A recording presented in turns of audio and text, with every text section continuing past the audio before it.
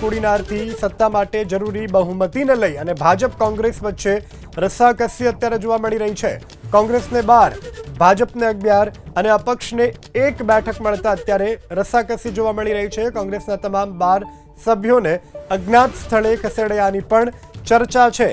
તો ભાજપે કોડીનાર તાલુકા પંચાયતમાં સત્તા મેળવવા માટે 2 સભ્યની જરૂર। સંવાદદાતા અર્જુન ફોન લાઈનથી જોડાયા છે વધુ વિગતો સાથે। જી અર્જુન, શું વધુ વિગતો? ચોક્કસથી જો આજે તાલુકા પંચાયત, જિલ્લા પંચાયત અને નગરપાલિકાનું કાઉન્ટિંગ હતું, તેમાં વાત કરવામાં આવે તો કોડીનાર તાલુકા પંચાયતની કુલ 24 બેઠકો છે। તેમાંથી કોંગ્રેસને ફાળે 12 બેઠકો ગઈ હતી, જ્યારે ભાજપને 11 અને 1 અપક્ષને ફાળે ગઈ હતી। સત્તા મેળવવા માટે બહુમતીને લઈને ભાજપ અને કોંગ્રેસ વચ્ચે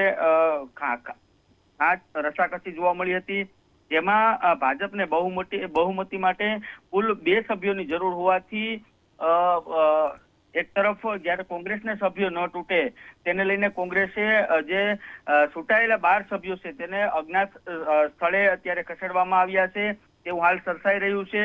બીજી તરફ ભાજપને સત્તા મેળવવા માટે હજુ 2 સભ્યોની જરૂર છે, જેના કારણે કોડીનારમાં રાજકારણમાં ધમાસાણ છે તે જોવા મળી છે।